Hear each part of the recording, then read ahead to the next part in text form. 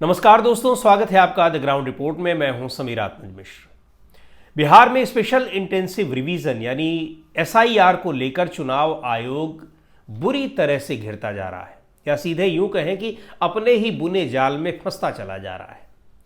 संसद में इस पर चर्चा की मांग हो रही है। अभी तक चर्चा की अनुमति भले नहीं मिली। दूसरी ओर संसद से लेकर सड़क तक इस पर लड़ाई लड़ने के लिए कमर कस चुका है विपक्ष। वो हमने देखा ही कि संसद भवन से चुनाव आयोग के दफ्तर तक मार्च करने की कोशिश की गई। यह अलग बात है कि उनको रोक दिया गया, हिरासत में ले लिया गया सभी विपक्षी सांसदों को। लेकिन अभी बिहार में सड़कों पर उतरने की पूरी तैयारी है। पर सुप्रीम कोर्ट में जिस तरह से चुनाव आयोग घिरा हुआ है वो बहुत ही गंभीर है। चुनाव आयोग को लेकर जिस तरह से सुप्रीम कोर्ट ने टिप्पणी की, विपक्ष के आरोप जो लगाए गए थे और उनके वकीलों ने जो दलीलें दी, सुप्रीम कोर्ट कन्विंस दिखाई पड़ा है। और गुरुवार को जो एक अंतरिम आदेश पारित किया, 3 दिन की ज़बरदस्त सुनवाई हुई, काफ़ी लंबी सुनवाई हुई और कई वकीलों ने अपनी राय रखी जो इस पिटिशनर्स की ओर से यानी याचिकाकर्ताओं की ओर से वकील थे। उसके बाद कल यानी बृहस्पतिवार को चुनाव आयोग के वकील राकेश द्विवेदी ने भी अपनी बात रखी, यानी चुनाव आयोग का पक्ष रखा। लेकिन चुनाव आयोग उनके पक्ष से मुतमईन नहीं दिखाई पड़ा सुप्रीम कोर्ट। जो उस तमाम सवाल उठाए थे विपक्ष ने, यानी विपक्षी दलों की ओर से, एडीआर की ओर से उनके वकीलों ने, उससे काफ़ी कन्विंस्ड दिखाई पड़ा और एक अंतरिम आदेश पारित किया है। उसकी हम बात करते हैं, लेकिन उससे पहले आपको बता दें कि 3 दिन तक ये महत्वपूर्ण सुनवाई चली और अभी और चलेगी ये सुनवाई। अब 22 अगस्त को इसकी डेट रखी गई है, यानी अगले शुक्रवार को। आज शुक्रवार है, आज 15 अगस्त है, कोर्ट बंद है, उसके अलावा छुट्टियां हैं। फिर तारीख रखी है 22 अगस्त की सुप्रीम कोर्ट, और उस पर अब एक पूरी तरीके से जो सुनवाई का एक वो कह लीजिए कि निष्कर्ष है वो निकलेगा और चुनाव कोई इस पर सुप्रीम कोर्ट फैसला लेगा। लेकिन कल जो आदेश पारित किए हैं, अंतरिम आदेश, बहुत ही महत्वपूर्ण है। चुनाव आयोग, आपको हमने भी अपने कल के वीडियो में भी आपको हमने ये जानकारी दी थी और इससे पहले भी हमने चर्चा की थी एसआईआर को लेकर। चुनाव आयोग ने अपना जो एफिडेविट दाखिल किया था उसमें इस तरीके से, इस भाषा में अपना जवाब दिया था जैसे लग रहा है कि वो सीधे सुप्रीम कोर्ट को भी आंख दिखा रहा है। सुप्रीम कोर्ट ने उसके एफिडेविट की अभी चर्चा नहीं की जो कुछ उसने दिया है, लेकिन कल जो सुप्रीम कोर्ट का आदेश है वो दिखा रहा है कि उसका किस तरीके से सुप्रीम कोर्ट ने संज्ञान लिया है। तो पहले हम आपको बता दें कि क्या आदेश क्या था। दरअसल ये पूरा मामला एसआईआर को लेकर जो पिटीशंस दाखिल की गई हैं, इसी बीच सुप्रीम कोर्ट ने अपना एसआईआर का पहले चरण की प्रक्रिया पूरी कर ली। यानी उसने सारे मतदाताओं का जो स्पेशल इंटेंसिव रिवीजन था, यानी जो वो गणना प्रपत्र था, उसको भरवा लिया था, दावा किया, और उसकी जांच के बाद उसने 65 लाख जो एक ड्राफ्ट सूची जारी की, मतदाता सूची, उसमें 65 लाख मतदाताओं के नाम गायब कर दिए गए। बड़ा हंगामा हुआ और चूंकि इसी की आशंका जताई जा रही थी तो उसी दौरान एडीआर ने सुप्रीम कोर्ट में, हालांकि उससे पहले तमाम विपक्षी दल मिले चुनाव आयोग से, उन्होंने कहा है आपने जो 65 लाख लोगों के नाम काटे हैं ये कौन लोग हैं, और उनको लेकर जिनके नाम कटे हैं उनके भी, और जिनको ये एक सूची से गायब किया गया है, बहुत सारे लोगों का नाम नहीं उसमें रखा गया है, इसको लेकर हंगामा मचा। फॉर्म कैसे भराए गए थे वो सारी ग्राउंड रिपोर्ट्स भी आई हैं, कितनी अनियमितताएं हुई हैं उसमें। फॉर्म एक जगह बैठकर बीएलओ सैकड़ों लोगों के फॉर्म भर दे रहा है। किसी के यहाँ बीएलओ गया ही नहीं है, तमाम लोगों के यहाँ, सबके यहाँ नहीं है मैं कह रहा हूँ, लेकिन बहुत सारे ऐसे लोग हैं जिनके यहाँ बीएलओ नहीं गए। अच्छा, कई लोगों को मृत बता दिया गया, लेकिन वो जीवित है, मृत बताकर उनका नाम लिस्ट से हटा दिया गया। ये सारी खामियां, ये सारी कमियां, ये सारे जो रिपोर्ट्स हैं, इनको लेकर चुनाव आयोग से शिकायत की विपक्षी दलों ने, लेकिन चुनाव आयोग मानने को तैयार नहीं, चूंकि वो तो कभी भी नहीं मानता है कि विपक्षी दल सही बोल रहे हैं। पर उसी बीच एडीआर जो एसोसिएशन ऑफ डेमोक्रेटिक रिफॉर्म है, चुनाव पर काम करने वाली एक संस्था है, एनजीओ है, वो भी पिटिशनर है इस मामले में, एसआईआर के मामले में। वो चला गया सुप्रीम कोर्ट और उसने कहा कि 65 लाख जिन मतदाताओं को चुनाव आयोग ने मतदाता सूची से बाहर किया है, उनके नाम, उनका विवरण और क्यों उनको मतदाता सूची से बाहर किया गया है, इसकी जानकारी दें।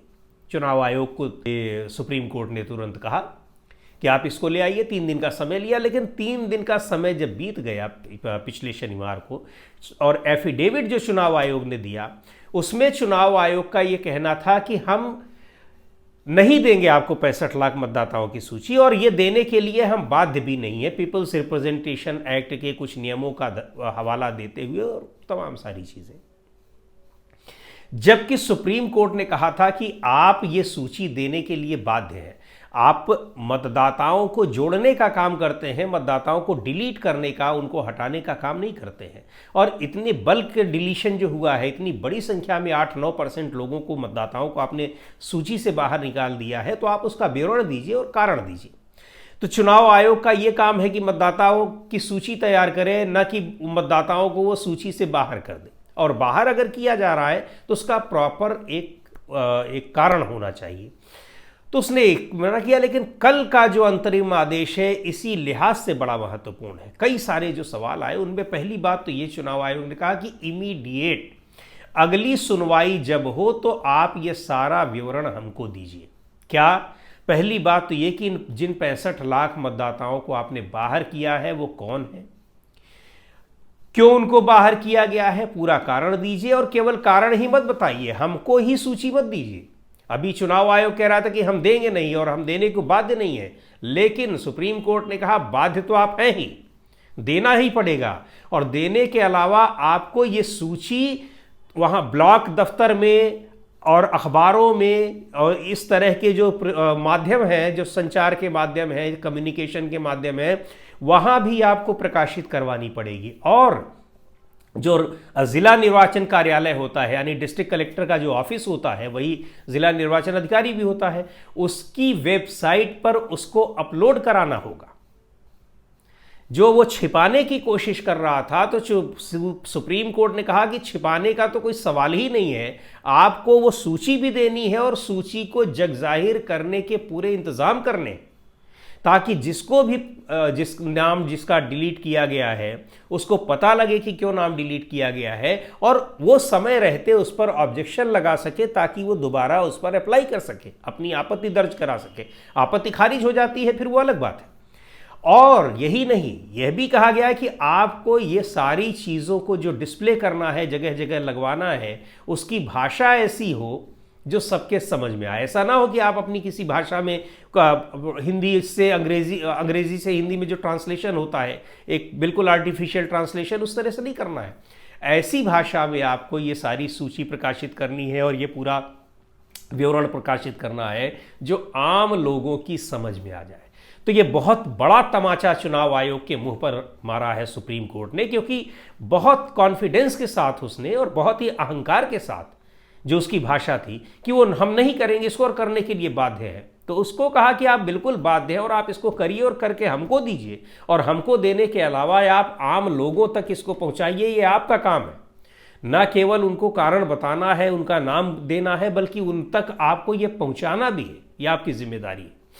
तो ये बहुत महत्वपूर्ण एक आदेश रहा। और इसके अलावा ये भी कहा कि भाई 22 लाख लोग जो आप मर गए हैं, आपको पता कैसे लगा, किस प्रक्रिया के जरिए, किसको भेजकर आपने पता किया, कौन से दस्तावेज उनके आपको मिले हैं जिनके जरिए आपको उनके मृत होने का, उनका डेथ सर्टिफिकेट आपको मिला है, ये सारी जानकारी आपको देनी है। अब अगली सुनवाई जब होगी तब चुनाव आयोग, अच्छा तुरंत तैयार हुआ चुनाव आयोग, उसने कहा जी हाँ हुजूर, हम इसको मिलॉर्ड आप तक आपको हम देंगे, ज़रूर देंगे। यानी एफिडेविट में जो उसकी भाषा थी उसका तुरंत टोन डाउन हुआ सुप्रीम कोर्ट में जब लताड़ लगी है। और लताड़ लगने का मतलब ये है कि जो चुनाव आयोग SIR, बहुत सारे फैक्टर्स ऐसे हैं जिनके आधार पर इस प्रक्रिया को चुनौती दी गई है, वो पूरी की पूरी प्रक्रिया संदेह के घेरे में है। और इसी पर राहुल गांधी ने जो एक महादेवपुरा का मैटर निकाल दिया है बेंगलुरु सेंट्रल से, वहाँ की जो विधानसभा सीट से, कि 1 लाख से ज़्यादा वोट बढ़ा दिए गए हैं, इन सारे मैटर्स पर, इन सारे बिंदुओं पर चुनाव आयोग बुरी तरह से गिरा है। उसको ये लगा कि अब एसआईआर पर अगर हम ज़्यादा बहस करते हैं तो फिर सुप्रीम कोर्ट और भी ज़्यादा सख्त हो जाएगा। और सुप्रीम कोर्ट के 2 जजों की बेंच, जस्टिस सूर्यकांत और जस्टिस बागची की जो बेंच है, इन दोनों लोगों ने, खासकर जस्टिस बागची ने तो ज़बरदस्त तरीके से लताड़ लगाई है चुनाव आयोग को और बहुत सारे सवाल पूछे और ये कहा कि भाई आप क्यों नहीं देंगे मतदाताओं को, उनको अगर उनके मताधिकार से रोका जाना ये अपने आप में बहुत बड़ी बात है। और कोई अगर नहीं, जेन्युइन मतदाता नहीं है, देश का नागरिक नहीं है, तो आप उसको ठीक है आप डिलीट करिए, लेकिन आपको उसका पूरा कारण बताना होगा। चूंकि मतदाता सूची में एक बार जो व्यक्ति आ गया तो फिर उसको जल्दी डिलीट नहीं किया जा सकता है, और डिलीट किया जाएगा तो प्रॉपर कारण बताना होगा, और ये बताने के लिए आप बाध्य हैं मिस्टर चुनाव आयोग। तो चुनाव आयोग के वकील ने कहा जी हाँ हम इसको देंगे। तो ये इस मुद्दे पर जिस तरीके से अब चुनाव आयोग घिरता दिखाई पड़ रहा है, और चुनाव आयोग अब सुप्रीम कोर्ट भी जिस तरह से उसको विपक्ष के आरोप पुख्ता होते दिखाई पड़ रहे हैं, उसको देखते हुए इस बात पर भी हैरान नहीं होना चाहिए कि इस एसआईआर की प्रक्रिया को तो पूरी रद्द करेगा ही। जो राहुल गांधी ने जो खुलासा किया है उस पर भी सुप्रीम कोर्ट कोई बड़ा डिसीजन ले सकता है। हालांकि वो मैटर सीधे सुप्रीम कोर्ट में नहीं गया है, अभी वो चुनाव आयोग तक ही है, लेकिन अगर उस पर कोई आगे बात नहीं बढ़ती है, चुनाव आयोग संज्ञान नहीं लेता, तो वो मैटर भी सुप्रीम कोर्ट में आएगा। और वो मैटर अगर आता है तो सीधे ये लोकसभा चुनाव की वैधता पर सवाल उठा देता है। क्योंकि अगर बेंगलुरु सेंट्रल का जो आरोप है कि 1 लाख वोट एक ही विधानसभा क्षेत्र में बढ़ा दिए गए और उन्हीं मतों की बदौलत वहां पर बीजेपी कैंडिडेट की जीत हो गई, तो ये बहुत हैरान करने वाली बात है। और जो राहुल गांधी का दावा है कि इस तरह की कम से कम 25 सीटें का पूरा आंकड़ा उनके पास है, तो अगर ये सारी चीजें सुप्रीम कोर्ट में आ गई तो ये पूरा का पूरा लोकसभा चुनाव भी, इसकी वैधता भी संदिग्ध हो जाएगी। तो चुनाव आयोग को लगा कि अब एसआईआर पर ज़्यादा उलझने की ज़रूरत नहीं। हालांकि एसआईआर पर मामला चलता रहेगा, ऐसा नहीं है कि इसके चलने की वजह से वो मामला रुक जाएगा, वो एक अलग मामला है और बहुत ही गंभीर मामला है, वो भी अभी आगे जाना है। चूंकि चुनाव आयोग से भी उम्मीद की जा रही है कि वो उस पर कोई फैसला लेगा, कुछ बताएगा। जो दस्तावेज मांगे जा रहे हैं, जो वोटर लिस्ट मांगी जा रही है, वो चुनाव आयोग देगा। नहीं देता है तो वो मैटर भी सुप्रीम कोर्ट में जाएगा और वहाँ भी लताड़ सुप्रीम कोर्ट को में चुनाव आयोग को लगेगी। और लताड़ ही नहीं, वहाँ पर इस लोकसभा चुनाव की वैधता पर भी कोई बड़ा फैसला सुप्रीम कोर्ट ले सकता है अगर ये मैटर वहाँ गया।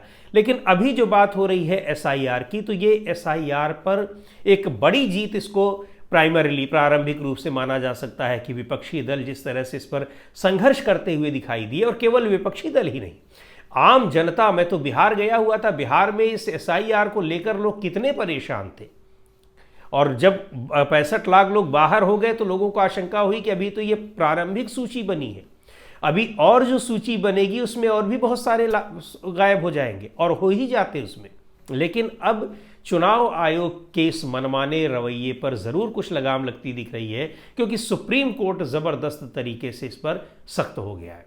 अब देखते हैं क्या होता है, लेकिन अब चुनाव आयोग को वो पूरी सूची देनी होगी जो विपक्ष की मांग थी, और आखिरकार चुनाव आयोग को सुप्रीम कोर्ट ने बता भी दिया कि कानूनी रूप से आप देने के लिए बाध्य हैं, और दीजिए ही नहीं, इसकी पूरी सूचना दीजिए। एक और दिलचस्प बात इसमें, पूर्व केंद्रीय मंत्री हैं और बीजेपी के सांसद हैं अनुराग ठाकुर, उनका कहना है कि विपक्षी दलों के भी कई नेता इसी तरह के फर्जी वोटों से जीते हैं, यानी एक तरह से वो भी राहुल गांधी की बातों का समर्थन करते दिख रहे हैं। अब विपक्षी नेता भी अगर जीते हैं तो ऐसा थोड़ी कि विपक्षी नेता उसमें सवाल के घेरे में नहीं आएंगे। तो अब चुनाव आयोग ने जिस तरह से राहुल गांधी से कहा था कि आप अपने इस बयान को लेकर शपथ पत्र दीजिए, अनुराग ठाकुर से भी कहे और उसकी भी जांच कराए।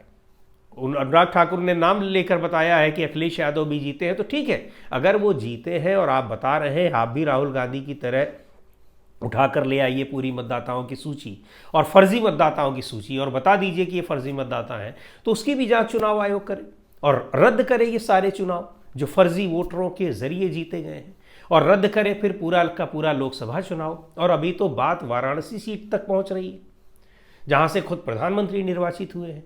तो मामला बहुत आगे बढ़ रहा है और जिस तरह से अब सुप्रीम कोर्ट की सख्ती दिखाई पड़ रही है उससे यह साफ साबित हो रहा है कि जो लोकतंत्र की मजबूती है वो मजबूती कमज़ोर नहीं होने पाएगी। वो दिख रहा है कि किस तरह से अगर आरोप चुनाव आयोग के ऊपर लगाए गए आरोप सही दिख रहे हैं तो उसको उसकी सज़ा भी मिलेगी। और चुनाव आयोग से सुप्रीम कोर्ट खुद ही कह चुका है विपक्षी दलों से कि अगर आप 12-15 मृत लोगों की ऐसी सूची ले आइए जिनको चुनाव आयोग ने मृत बता दिया और वो लोग जीवित हैं तो हम पूरी की पूरी SIR की प्रक्रिया ही रद्द कर देंगे।